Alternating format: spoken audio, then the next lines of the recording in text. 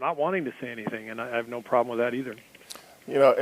Well, along similar lines, in recent years, I'm going to say the last 5 or 10 years, it's evident that the national image and stance on marijuana has evolved.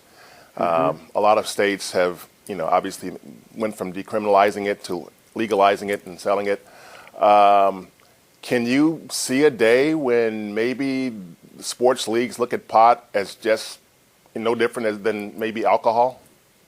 I would hope so. And I'm not a pot person. It doesn't agree with me.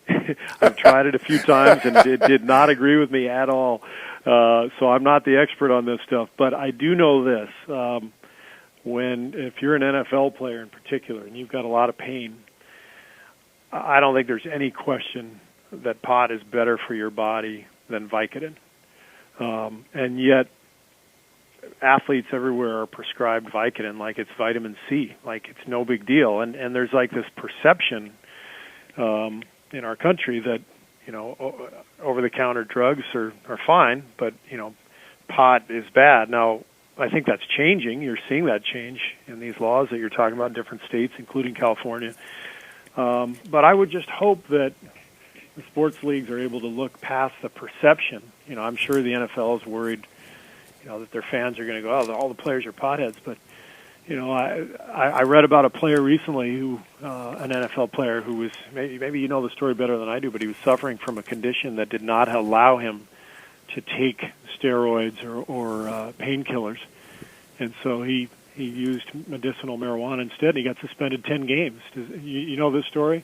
Yeah, that's been a couple of guys who've run across that. I'm thinking the first guy who came to mind was Eugene Monroe. I'm not sure if this is the one, but he wrote about it and talked about he's basically an advocate now for marijuana use. And I know, but a number of guys have run across a similar situation where they kind of need it, Yeah. And the medicinal aspect of it is something that they found beneficial, and so. I just think it's, again, without being an expert on it, but I know enough, especially over the last couple of years, having gone through my own bout with chronic pain, I know enough about this stuff that, Vicodin is not good for you. It's not. And it's way worse for you than pot. And especially if you're looking for a painkiller and you're talking about medicinal marijuana, different strains, and what they're able to do with it as a pain reliever.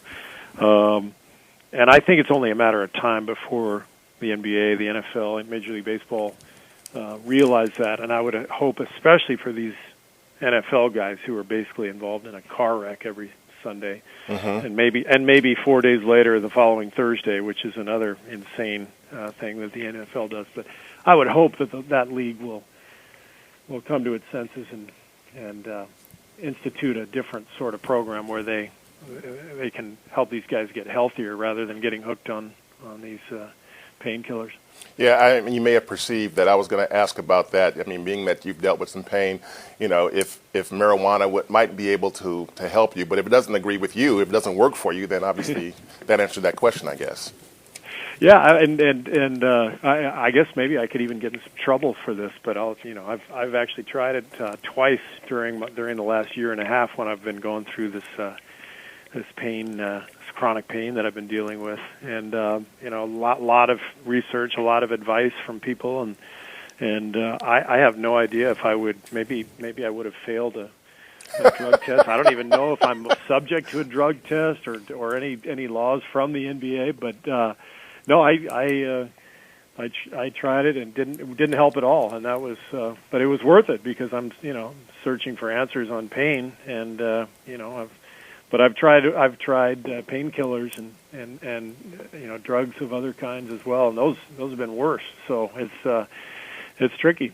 Well, next time you try it, just make sure you're grabbing the joint from Adam Silver. I think you'll be fine then. Good point. We're going to wrap up here pretty quickly.